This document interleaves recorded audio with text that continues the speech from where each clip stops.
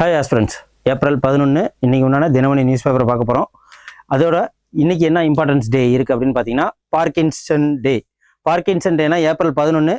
அது யாரோடதுன்னா ஜேம்ஸ் பார்க்கின்சன்கிறவர் தான் இந்த டிசீஸை பற்றி கண்டுபிடிச்சார். அது எப்போ கண்டுபிடிச்சாருன்னா 1817 கண்டுபிடிச்சார். அந்த ஜேம்ஸ் பார்க்கின்சன் அவரோட பிறந்த நாளை தான் இதை சொல்கிறாங்க. இது என்ன டிசீஸ் அப்படின்னா, இது வயதானவர்களுக்கு வரும். மூளையில் ஒரு என்சைம்ஸ் குறைஞ்சி போகும். என்ன பண்ணுவாங்க, மறந்துடுவாங்க, ஸ்டெபிலிட்டியே இருக்காது, பொறுமையாக நடப்பாங்க, கையெல்லாம் ரொம்ப ஸ்டிஃப் ஆகிடும், மூமெண்ட்ஸ் ரொம்ப கம்மியாயிடும், மயக்கடிச்சு கீழே விழுந்துருவாங்க. ஸோ சம் ப்ராப்ளம்ஸ் இருக்கும். அவங்களால ஃப்ரீடமாக மூமெண்ட் பண்ண முடியாது, லோகோமோட்டிவ் பிரச்சனை வரும். அதான் இது இந்த பார்க்கின்சன் ரிஜிடிட்டி, பார்க்கின்சன் டிசீஸு. இது மூளையில் ஏற்படுற ஒரு விதமான என்சைம்ஸ் குறைபாடு தான். ஸோ இந்த வருஷம் உலகின் பார்க்கின்சன் டே 11 ஏப்ரல். ஸோ வேர்ல்டு பார்க்கின்சன் டே எப்பொழுது 11 ஏப்ரல். எதனால அப்படின்னா ஜேம்ஸ் பார்க்கின்சன். ஸோ இந்த வாட்டி தீம் அப்படின்னு சொன்னா பிரிட்ஜ் த கேர் கேப் அப்படிங்கிறதான். அவங்கள என்னன்னா கேர் பண்ணி பார்த்துக்கணும். உலக அளவில் 10 மில்லியன் மக்கள் ஒவ்வொரு வருஷமும் பாதிக்கிறாங்க. 10 மில்லியன்னா 1 மில்லியன்னா 10 லட்சம் அப்படின்னா 1 கோடி மக்கள் பாதிக்கப்படுறாங்க உலக லெவலில். இந்தியாவில் மட்டுமே 1 மில்லியன் மக்கள் பாதிக்கப்பட்டிருக்காங்க இந்த பார்க்கின்சன் டிசீஸ். ஸோ இது ரொம்ப இம்பார்ட்டன்ட் தான். அதுக்கப்புறம் அடுத்த டே என்ன அப்படின்னா தாய்மை தினம். ஓகே, வீட்டில் எல்லாருக்குமே தாய்கள் இருப்பாங்க, அவங்களுக்கு உண்டான தாய்மை தினம் தான் ஏப்ரல் 11. தாய்மை தினம், தேசிய பாதுகாப்பான தாய்மை தினம் 11 ஏப்ரல். இதோட கருப்பொருள் என்ன அப்படின்னு பார்த்தீங்கன்னா, தாய்மார்களுக்கான சமமான மருத்துவ வசதி. இப்போ எல்லாருமே வயசானா தாய்மார்களை பார்த்துக்கிறது இல்லை அப்படிங்கிறதுனால இப்போ மருத்துவ வசதி. அதுவும் இல்லாமல் இப்போ ரீசெண்டாக ஒரு இதுவும் போட்டாங்க. என்னன்னா, ஒரு பில் ஒன்று பாஸ் ஆயிருக்கு. ப்ரைவேட் கம்பெனியில் வேலை பார்க்குறோமோ இல்லை கவர்மெண்ட் வேலை பார்க்குறோமோ, அவங்க சேலரியில் 10% அவங்க அம்மாவுக்கும் அவங்க அப்பாவுக்கும் கம்பல்சரியாக கொடுத்தாகணும். கொடுக்கல அப்படின்னா அது கிரிமினல் குற்றமாக கருதப்படுது அப்படின்னு சொல்லிட்டு ஒரு பில்லு பாஸ் ஆயிருக்கு. இன்னும் சட்டமாக்கப்படலை. ஸோ தீம் என்னன்னா, equity in maternal health care, leaving no mother behind அப்படிங்கிறதான் இதோட தீமு. ஸோ இது மகாத்மா காந்தி மனைவி இருக்காங்களே, கஸ்தூரிபாய் காந்தி, அவங்களோட பிறந்த நாளை போற்ற வகையில தான் இந்த டே. ஸோ தேசிய பாதுகாப்புக்கான தாய்மை தினம். ஓகே, வாங்க தினமணி நியூஸ் பேப்பர்ல என்னென்ன இம்பார்ட்டன்ஸ் நியூஸ் இருக்கு எக்ஸாம் பாயிண்ட் ஆஃப் வியூல அப்படிங்கிறத பார்த்துருவோம். ஸோ இது ஏப்ரல் 11 தினமணி நியூஸ் பேப்பர்ல இன்னைக்கு என்னென்ன இருக்கு அப்படின்னு சொல்லிட்டு பார்ப்போம். சென்னை மாநகருக்கு புதிய காவல் ஆணையரை நியமனம் பண்ணியிருக்காங்க. அவர் பேர் என்ன அப்படின்னா அபின் தினேஷ் மோட்கை அப்படிங்கிறவர். இவர் 1995 பேட்ச் ஆஃபீஸர்ஸ். அது மட்டும் இல்லாமல் இப்போ எலெக்ஷன் கமிஷனர்ஸ் தான் இதை மாத்துறாங்க. ஏன்னா முன்னாடி இருக்கிறவங்க அப்போ ஆளுங்கட்சியாக இருந்தவங்களுக்கு ஹெல்ப் பண்ணக்கூடும் அப்படிங்கிறதுனால எலெக்ஷன் கமிஷன் மாத்துறாங்க. அதுக்கப்புறம் இந்த நியூஸ், இது ரொம்ப ரொம்ப இம்பார்ட்டண்ட்டு. இது நான் ஹிந்து எடுக்க போகிறப்பே இதில் ஏகப்பட்ட விஷயங்கள் நான் சொல்கிறேன். ஏன்னா இம்பீச்மெண்ட் கொடுக்குறாங்க. ஓகே, சிஜேஐ வீட்டில் பாதி எரிந்த மூட்டைகளில் கட்டுக்கட்டாக பணத்தை கண்டறியப்பட்ட சர்ச்சையில் சிக்கி இருக்கிறார். யாருன்னா சிஜே வர்மா அவர்கள். ஓகே, இது தனது ராஜினாமா கடிதத்தை குடியரசுத் தலைவருக்கும் வழங்கியிருக்கிறாரு. அதோட மட்டும் இல்லாமல் இப்போ ரீசெண்டாக நம்ம Lok Sabha speaker, so chief election commissioner removal பண்ணுறதுக்கு ராஜ்யசபா லோக்சபாவில் மோஷன்ஸ் பாஸ் பண்ணணும். அந்த ராஜ்யசபாவில் 50 சீட்டும், லோக்சபாவில் 100 சீட் 100 எம்பிக்களும் இதை மோஷன்ஸில் பாஸ் பண்ணி சொல்லியிருக்கணும். ஸோ அது இதில் என்ன இருக்குன்னா நடந்துருச்சு. ஓகேவா, இம்பீச்மெண்ட் பண்ணிச்சு. இது வரலாறுலேயே நடக்காத விஷயம். ஸோ உயர்நீதிமன்ற நீதிபதி ராஜினாமா பண்ணிட்டார், இம்பீச்மெண்ட் பண்ணக்கூடாது அப்படிங்கிறதுனால. இதில் என்ன அப்படின்னா, இந்த கடிதத்தை சமர்ப்பிக்க என்னை தூண்டிய காரணங்களை கூறி உங்களின் மதிப்புமிக்க அலுவலகத்துக்கு செமையாக இதெல்லாம் நமக்கு தேவையில்லாத விஷயம். ஸோ இதில் ஒரு ஜட்ஜை ரிமூவல் பண்ணுறதுக்கு என்ன ப்ரொசீஜர், என்ன ஆர்டிக்கல், அதுதான் பார்க்க போகிறோம். ஸோ இதான் அது ஆர்டிக்கல் 124 சுப்ரீம் கோர்ட் ஜட்ஜை ரிமூவல் பண்ணுறதுக்கு உண்டான இந்த ஆர்டிக்கல். அதுக்கப்புறம் ஆர்டிக்கல் 124 218 ஹைகோர்ட்ல உள்ள ஜட்ஜை ரிமூவல் பண்றதுக்கு இம்பீச்மெண்ட்னு சொல்லுவாங்க. ஸோ இவங்களுக்கு உண்டான procedure impeachment for judges of the supreme court, judges of the high court, இது ரெண்டுத்துக்கும் உண்டான ஆர்டிக்கல் தான் இது. அண்டர் ஆர்டிகல் 218 ஹைகோர்ட், ஒவ்வொரு ஸ்டேட்ல இருக்கிற ஹைகோர்ட் ஜட்ஜை ரிமூவல் பண்றதுக்கு உண்டான ப்ராசஸ். இதுல ரிமூவல் சார்ஜ் எதுக்காக அப்படின்னா ப்ரூவ்டு மிஸ்பிஹேவியர். இப்போ அது பணத்தை எரிச்சது என்னன்னா ப்ரூவ்டு மிஸ்பிஹேவியர் தான். அதுக்கப்புறம் அவருக்கு இன்கெப்பாசிட்டியா இருந்தா, அவரால் அந்த ஜட்ஜஸ்க்கு உண்டான அந்த கெப்பாசிட்டி பிரெயின்ல இல்லை அப்படிங்கன்னா அவர் ரிமூவ் பண்ணிடுவாங்க. ஸோ இதில் இதான் பண்ணியிருக்காங்க.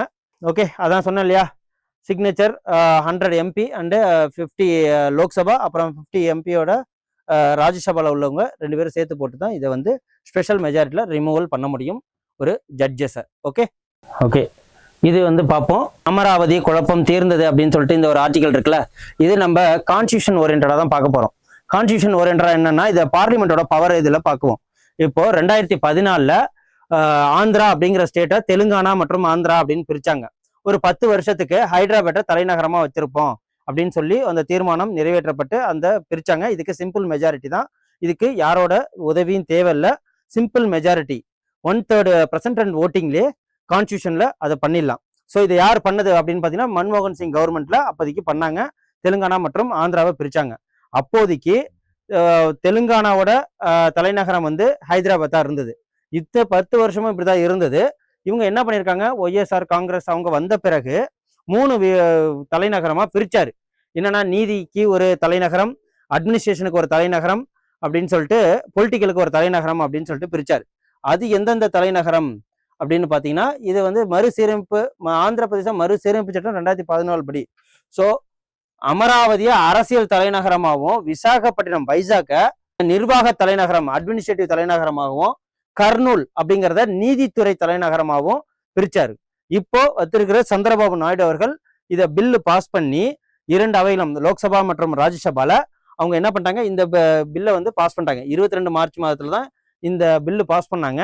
இது வந்து சைன் ஆயிடுச்சு. ஓகே, பிரசிடென்ட் சைன் ஆகி வந்து இப்போ அமராவதி தான் எல்லாத்துக்குமே, நீதித்துறைக்கு, அட்மினிஸ்ட்ரேஷனுக்கு, அதுக்கப்புறம் வந்து அரசியல் எல்லா தலைநகரமும் அமராவதி தான். இப்போ ஆந்திராவோட தலைநகரம் அமராவதி. ஓகே, இது கான்ஸ்டியூஷன் வழியா பார்க்கணும். அதுக்கப்புறம் இணைய பயன்பாடுகளுக்கு கட்டுப்பாடு, இது வேணுமானா கண்டிப்பா வேணும்.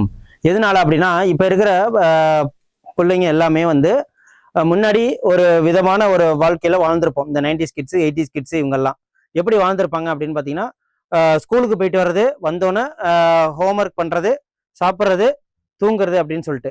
அதுக்கப்புறம் இந்த 90s கிட்ஸ் கொஞ்சம் அவங்கெல்லாம் வந்தோன்னே கொஞ்சம் வாரத்துக்கு ஒரு தடவை டிவி பார்க்கறது, அப்புறம் படிக்கிறது, அப்புறம் வீட்டில் வந்து பேசுறது அப்படின்ட்டு.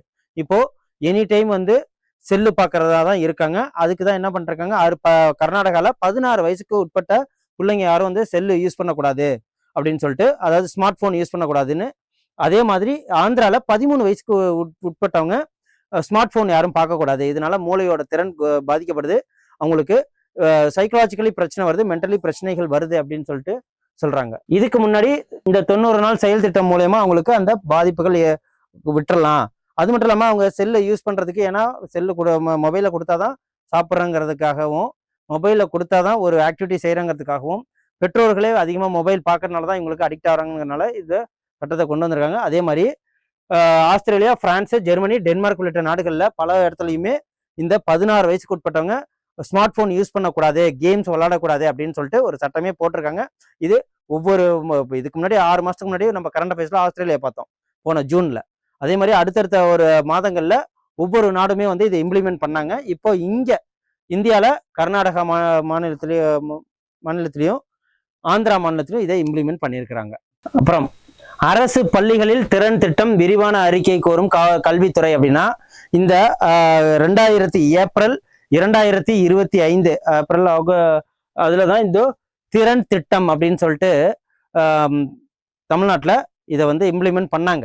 இந்த திறன் திட்டம் என்ன அப்படின்னா, 6th 7th 8th 9th படிக்கிறவங்களுக்கு தமிழ், ஆங்கிலம் மற்றும் கணிதம் இந்த 3 பாடப்பிரிவுகளையும் லோ லேர்னர்ஸா இருப்பாங்க இல்லையா, அவங்கள வந்து உயர்த்துகிறதுக்காக சிறப்பு வகுப்புகள் எடுக்கப்பட்டு அவங்களுக்கு ஸ்பெஷல் கேர் எடுத்து அவங்கள இம்ப்ரூவ்மெண்ட் பண்றது தான் இந்த திறன் திட்டம். அதை இம்ப்ளிமெண்ட் பண்ணதான் அதுக்கு உண்டான மதிப்பீடை கேட்குறாங்க. நம்மள்ட்ட கொஸ்டின்ஸ் கேட்கறது என்னன்னா, திறன் திட்டம் எப்போ வந்து ஆரம்பிச்சாங்க, அதோட நோக்கம் என்ன, எந்தெந்த பாடத்திட்டங்கள், எந்தெந்த சப்ஜெக்ட் அப்படின்னு சொல்லிட்டு கேள்வி கேட்கலாம். இதன் மூலயமா அவங்களுக்கு திறன் மேம்பாடு அடைஞ்சிருக்கா அப்படின்னு கேட்டா, இதுக்கு பாசிட்டிவ் ரிசல்ட், திறன் மேம்பாடு அடைஞ்சிருக்கு. ஓகே, அதான் இதுல பாத்துக்குங்க. அதுக்கப்புறம் சிந்தி மொழி பாதிப்பு. இந்த சிந்தி மொழி இருக்கு இல்லைங்களா, நமக்கு இதுல பார்ட்ஸ் 17ல நமக்கு அபிஷியல் லாங்குவேஜ் அப்படின்னு இருக்கு கான்ஸ்டியூஷன்ல. சிந்தி மொழியில கான்ஸ்டியூஷன் வெளியிட்டு இருக்காங்க நேத்தி ஏப்ரல் 10ஆம் தேதி. ஓகே, அதான் இதுல சொல்லிருக்காங்க. அரசமைப்பு சட்டத்தின் சிந்தி மொழி பதிப்பை குடியரசு துணைத் தலைவர் இந்த அரசமைப்பு சட்டத்தை, இந்த கான்ஸ்டியூஷனை புக்கை வந்து அந்த சிந்தி மொழியிலேயே வெளியிட்டு இருக்காங்க. ஸோ பல மொழிகள்ல தமிழ், குஜராத்தி, போடோ, டோக்ரி, சந்தாலி போன்ற அனைத்து விதமான நேபாள மொழிகள்ல கூட இந்தியாவோட கான்ஸ்டியூஷன் புக்கு வெளியிட்டிருக்காங்க. ஸோ இந்த வாட்டி சிந்தி மொழியிலையும் வெளியிட்டிருக்காங்க. அதுதான் இதில் பார்க்குறோம். ஸோ இதில் வந்து பார்லிமெண்ட் கமிட்டி தான் வந்து இதில் மெயினாக வந்து ஒர்க் பண்ணியிருக்கிறாங்க. ஓகே, ஆர்டிகல் 344 என்ன சொல்லுது அப்படின்னா, parliament to be constituted the commission and views of official language act 1963 படி அப்படி என்னென்னலாம் அஃபிஷியல் லாங்குவேஜ் இருக்கோ அதெல்லாம் பார்க்கணும். ஹிந்தியை வந்து நேஷனல் லாங்குவேஜ் அறிவிக்கிறதுக்கும் இதுதான் காரணம். இங்கிலீஷை வந்து எல்லாருக்கும் மீடியம் ஆஃப் லாங்குவேஜாக கொண்டு வரதுக்கும் இதுதான் என்னென்ன ஆர்டிகல்ஸ் அதெல்லாம் வருது அப்படின்னு பார்த்தீங்கன்னா, இது வந்து பிஜி கர்க் கமிஷன் மூலமா 1955 இந்த லாங்குவேஜஸ் வந்தது. ஓகே, ஸோ நமக்கு தேவையானது இதுதான். ஆர்டிகல் 343 என்ன சொல்லுது அப்படின்னா, official language of the union. So யூனியனுக்குன்னு சொல்லிட்டு ஒரு அஃபிஷியல் லாங்குவேஜ் இருக்கா, அது என்ன ஹிந்தியா இங்கிலீஷா அப்படின்னு சொல்லிட்டு அதை சொல்றது தான். ஆர்டிகல் 344 என்ன சொல்லுது, commission and committee of parliament on official language. Commission என்ன, கமிட்டி எல்லாம் வந்து ஆரம்பிக்கலாமா அப்படின்னு சொல்லிட்டு, அதான் கேர் கமிஷன் அந்த இதெல்லாம் சொல்லுங்க, தார் கமிஷன் இதெல்லாம். அதுக்கப்புறம் 345 official language or languages of the state. ஒவ்வொரு லாங்குவேஜும் அஃபிஷியல் லாங்குவேஜஸ் இருக்கா அப்படின்னா, கிளாசிக்கல் லாங்குவேஜஸ் இருக்கு. கிளாசிக்கல் லாங்குவேஜஸ் தெலுங்கு இருக்கு, மலையாளம் இருக்கு, கன்னடம் இருக்கு, அதுக்கப்புறம் மராத்தி இருக்கு, ஸோ இது ஹிந்தி இருக்கு. ஓகே, இதை பாருங்க, தமிழ், சான்ஸ்கிரிட், தெலுங்கு, கன்னடா, மலையாளம் அண்ட் ஒடியா, இது அனைத்துமே கிளாசிக்கல் லாங்குவேஜ்ல வந்திருக்கு. ஓகே, ஸோ இதோட மட்டும் இல்லாம ஆர்டிகல் 351 ஹிந்தி லாங்குவேஜோட டெவலப்மெண்ட் பத்தி பேசுது. 346 official communication between state and another லாங்குவேஜுக்கு என்ன கம்யூனிகேட் பண்றது. ஸோ இது எல்லாத்தையுமே வந்து ஆர்டிகல் 350 அதை மொழிக்காக உள்ள என்னென்ன பிரச்சனைகள் இருக்கோ அதெல்லாம் பார்க்கறது. மொழி வாரியமா மாநிலமும் பிரிஞ்சிருக்குல்ல, அதுக்கப்புறம் பிரைமரி லிங்குவிஸ்டிக் மைனாரிட்டிஸ் கொண்டு வர்றது. அப்புறம் லிங்குவிஸ்டிக் மைனாரிட்டிஸ் 350B வந்து ஸ்பெஷல் ஆஃபீஸர் ஃபார் லிங்குவிஸ்டிக் மைனாரிட்டிஸ்க்காக உருவாக்குறது தான் இந்த ஆர்டிகல்ஸ் எல்லாமே சொல்லுது. ஸோ எத்தனை கிளாசிக்கல் லாங்குவேஜஸ் இருக்குன்னு பார்த்துக்குவோம். ஸோ மகாத்மா ஜோதிராவ் பூலே இவர் வந்து ஒரு சமூக சீர்திருத்தவாதிகளில் ஒருவருமான மகாத்மா ஜோதிராவ் பூலேயோட பிறந்த நாள் எப்போ அப்படின்னா 200வது பிறந்த நாள். இது கண்டிப்பாக வந்து எக்ஸாம்ல கேட்பாங்க. ஸோ ஐஎன்எம்ல. அது மட்டும் இல்லாமல் 1824 மகாராஷ்டிரா மாநிலத்தில் உள்ள சாதாரண குடும்பத்தில் மகாத்மா ஜோதிராவ் பூலே பிறந்தவர். ஸோ இதோட மட்டும் இல்லாமல் ஜோதிராவ் பூலே 200வது பிறந்த நாள் எப்போ பிறந்தாங்க அப்படின்னா ஏப்ரல் 11 மற்றும் 1827 நவம்பர் 28 1890 இறந்தாங்க. அதோட மட்டும் இல்லாமல் இவங்களோட ஒய்ஃப் சாவித்திரிபாய் பூலே, இவங்க தான் உமன் எஜுகேஷனுக்காக போராடினவங்க. சாவித்திரிபாய் பூலே இவங்க சோசியல் ரிஃபார்மன்ஸ் மூவ்மெண்ட்ல இவங்க ஐஎன்எம்ல நம்ம இவங்களை பத்தி படிச்சிருப்போம். ஓகே, அதோட மட்டும் இல்லாமல் கற்றலும் கல்வியும் இது ரொம்ப முக்கியம் அப்படின்னு சொல்லிட்டு அனைத்து விதமான பெண்களுக்கும் கல்வி ரொம்ப ஈக்குவல் முக்கியம் அப்படின்னு சொல்லிட்டு ஃபர்ஸ்ட் உமனுக்காக எஜுகேஷன் ஓப்பன் பண்ணதும் இவங்க தான். ஓகே, இவர் என்ன பண்ணாரு அப்படின்னா உமன் எஜுகேஷனை போட்டிருந்தாரு. உமன் எஜுகேஷன், அப்புறம் கேம்பெயின் டிஸ்கிரிமினேஷனை எதிர்த்தாரு. ஸோ இது அனைத்துமே இவரால் இந்த சோஷியல் ரிஃபார்ம் உண்டு. அதாவது சத்திய சோதக் சமாஜோட நிறுவனர் இவர் தான். சத்திய சோதக் சமாஜ். ஸோ இது நமக்கு கண்டிப்பாக வேணும், ஏன்னா இது 200வது பிறந்த நாள். ஸோ ஜோதிராவ் பூலே பற்றி கண்டிப்பாக கேட்பாங்க, சாவித்திரிபாய் பூலே பற்றி கண்டிப்பாக கேட்பாங்க. அதுக்கப்புறம் இவங்க வந்து சத்திய சோதக் சமாஜ்லேருந்து கொஷின்ஸ் வரலாம். அதுக்கப்புறம் இது அனைத்துமே ஒரு ஷார்ட்ஸ் வீடியோவா, ஒரு 8 நிமிஷம் வீடியோவா நான் உங்களுக்கு ஃபுல்லாகவே கொடுத்துட்றேன். தெலுங்கானா மாவட்டம் ஃபுல்லாக இந்த மாவோயிஸ்ட் இருக்கிறாங்க. மீதி பேர் எல்லாருமே வந்து கன்னை ஒப்படைச்சிட்டு தெலுங்கானா இப்போ மாவோயிஸ்ட் ஃப்ரீ மாநிலமாக மாறிடுச்சு. ஸோ நம்மளுக்கு கொஷின்ஸ் எப்படி வரும், சமீபத்தில் இல்லைன்னா ஏப்ரல் மாதத்தில் எந்த மாநிலம் மாவோயிஸ்ட் முற்றிலும் ஒழிக்கப்பட்ட மாநிலமாக அறிவிக்கப்பட்டிருக்கு அப்படின்னு சொல்லிட்டு கேட்பாங்க. ஸோ இது தெலுங்கானான்னு சொல்லிட்டு சொல்லணும். அதே மாதிரி இதுக்கு போன மாதம், அதாவது மார்ச்சில் பார்த்தோம், அமித்ஷா அவர்கள் என்ன சொல்லியிருந்தாங்க, ஹோம் மினிஸ்டர்ஸ் மாவோயிஸ்டே வந்து கிட்டத்தட்ட 99% ஒழிச்சாச்சு ஏன்னா அப்படின்னு சொல்லிட்டு சொன்னாங்க. 2014 இருந்து 2026 நம்ம டார்கெட் வச்சிருந்தோம். அந்த 2026 டார்கெட்டை நம்ம ரீச் பண்ணியாச்சு. மாவோயிஸ்ட் இல்லாத ஒரு மாநிலமா, மாவோயிஸ்ட் எங்கெங்கெல்லாம் பரவி இருப்பாங்க, சத்தீஸ்கர், அதுக்கப்புறம் ஒடிஷா, அப்புறம் வெஸ்ட் பெங்காலில் பாதி, அப்புறம் தெலுங்கானா, ஆந்திரா வரைக்கும் மாவோயிஸ்டுகள் இருப்பாங்க. இவங்க ஒரு ரெவல்யூஷனரி குரூப்பு. கவர்மெண்ட்டோட எந்த ஒரு சலுகையும் வந்து அனுபவிக்காம அவங்களுக்கு ப்ரொடெஸ்ட் பண்ணிக்கிட்டு இருப்பாங்க. அதான் இது ரொம்ப முக்கியம். கல்பாக்கம் மாதிரி வேக ஈநுலை யார் வந்து பாராட்டிருக்காங்க அப்படின்னா IAEA அப்படின்னு சொல்லிட்டு நமக்கு இதுல தெரிஞ்சுக்க போகுது. IAEA அப்படின்னா IAEA அப்படிங்கிறது என்ன அப்படின்னா யுனைடெட் நேஷன்ல international atomic energy agency. International atomic energy agency. இவங்க எங்க இருக்காங்கன்னா ஆஸ்திரியா வியன்னால இதோட ஹெட் குவார்டர்ஸ் இருக்கு. ஓகே, இதோட எப்போ ஆரம்பிச்சதுன்னா 1947. Okay, UN international atomic energy agency பாராட்டிருக்கு கல்பாக்கத்துல மாதிரி வேக ஈநுலை இது வந்து நம்ம ஏற்பட்டிருக்கோம். என்ன அப்படின்னா நம்ம நியூக்ளியர் அதாவது யுரேனியத்தை நம்ம இம்போர்ட் பண்ணி நம்ம அணு மின் நிலையத்தை நம்ம ரன் பண்ணிட்டு இருக்கோம். அதை மீறி இந்த ஈநுலைங்கிறது தோரியத்தை வச்சு, அதாவது புளூட்டோனியம் அதெல்லாம் மாறி சில ஆக்சைடுகள், ஸோ யுரேனியமும் புளூட்டோனியமும் சேர்ந்து சில இது செகண்ட் ஸ்டேஜ். ஓகே, இது என்ன பண்ணும் அப்படின்னா இது ரியாக்ட் ஆக ஆக கரண்ட் உற்பத்தி ஆகும், நமக்கு யுரேனியத்தோட யூசேஜ் கம்மியாகும். இதுவே வந்து திருப்பி திருப்பி அதை ரீஃபிஷன் நடக்கிறதுனால ரியாக்டர் பவர் ரியாக்ட் வாட்டர் மூலயமா திரும்பி வந்து யூஸ் ஆகும். அது மட்டும் இல்லாமல் தோரியத்தோட நம்ம அதிகமான ரிசர்வயர் வச்சிருக்கிறதுனால இனிமேட்டு யுரேனியமை நம்ம இம்போர்ட் பண்ண வேண்டிய அவசியம் இல்லை. இனிமேட்டு அணுமின் நிலையங்கள் நமக்கு தோரியம் மூலயமா வந்து ரன் ஆனிச்சு, ஸ்டேஜ் 3க்கு போனுச்சு அப்படின்னா நம்ம கரண்ட் பிரச்சனையே வராது. அட் த சேம் டைம் அது சேஃபஸ்ட் ஜோன் கூட. அதுதான் இந்த ஈநுலை மூலயமா நம்ம கல்பாக்க நிலையம் ரொம்ப வந்து இந்த சாதனை பண்ணியிருக்காங்க. இது வேர்ல்டுலேயே ரஷ்யா தான் ஃபர்ஸ்ட் கமர்ஷியலா இதை சக்சஸ் பண்ணியிருக்காங்க. 2வது இந்தியா இதை சக்சஸ் பண்ணியிருக்கிறாங்க. யூஎஸ்ஏ, சைனா அண்ட் பிரான்ஸ் எல்லாமே வந்து அதை ஜப்பான் இதெல்லாம் வந்து போய் ரிசர்ச் பண்ண போய் அதை ஆனால் இன்னும் அவங்க அந்த ஈநுலையை அடையல. ஓகே, இதுதான் இந்த ஹெவி வாட்டர் ரியாக்டர் மூலயமா யுரேனியம் 233 ஆக மாற்றுவதற்கு ஈநுலை உதவிகரமாக இருக்கு. இந்த ஈநுலைக்கு கட்டமைப்புகளை யுரேனியம் மற்றும் புளூட்டோனியம் கலப்பு ஆக்சைடை எரிபொருளாக பயன்படுத்துவாங்க. இதுக்கப்புறம் ஸ்டேஜ் 3ல தோரியத்தை நம்ம யூஸ் பண்ணுவோம். தோரியம் அதிகமாக எங்க இருக்கு அப்படின்னு பாத்தீங்கன்னா இங்க நம்மள்கிட்ட இருக்கிற பீச்சஸ்ல தோரியம் மணல்ல தான் தோரியம் கிடைக்கும். தோரியம் நிறையாகவே நம்மள்ட்ட ரிசர்வ் இருக்கு. அதன் மூலயமா நம்ம அணுமின் நிலை மூலயமா கரண்ட் ஈஸியா நம்ம ப்ரொடியூஸ் பண்ணலாம்.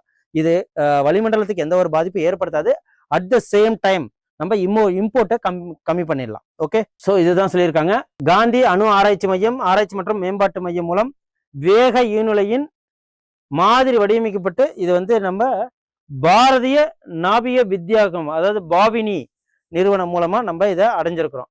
ஸோ இது மட்டும் இல்லாம வெப்ப அணு உலைகளை போலின்றி இத்தகைய ஈநுலை மூலியமா நம்ம கரண்ட் ரெடி பண்ணிட்டு இருக்கோம். இது ஸ்டேஜ் 2. அதுக்கப்புறம் அதிக எரிபொருளை உற்பத்தி செய்ய உதவுகிறது. தோரியத்தை உருமாற்றம் செய்து யுரேனியம் 233 மாற்றுவதற்கு இந்த ஈநுலை உதவிகரமாக இருக்கிறது. அதனால நமக்கு யுரேனியம் அதிகமாக தேவைப்படாது, இம்போர்ட்ஸ் குறையும் சொல்றாங்க. ஓகே, நீண்ட கால எரிசக்தி பாதுகாப்பை வழங்குறதுக்கு இது மிகப்பெரிய ஒரு மைல்கல்லை நம்ம எட்டியிருக்கிறோம். வேர்ல்டுலேயே நம்ம தான் இந்த ஸ்டேஜை நம்ம 2வது நாடா அடைஞ்சிருக்கிறோம். இதுக்கு முன்னாடி யார் இருக்காங்க அப்படின்னா ரஷ்யா. ஓகே, அதுக்கப்புறம் ஸ்போர்ட்ஸ் நியூஸ். ஆசிய குத்துச்சண்டை விஸ்வநாத சுரேஷ்ங்கிறவர் சாம்பியன் பட்டம் வென்றிருக்கிறாரு.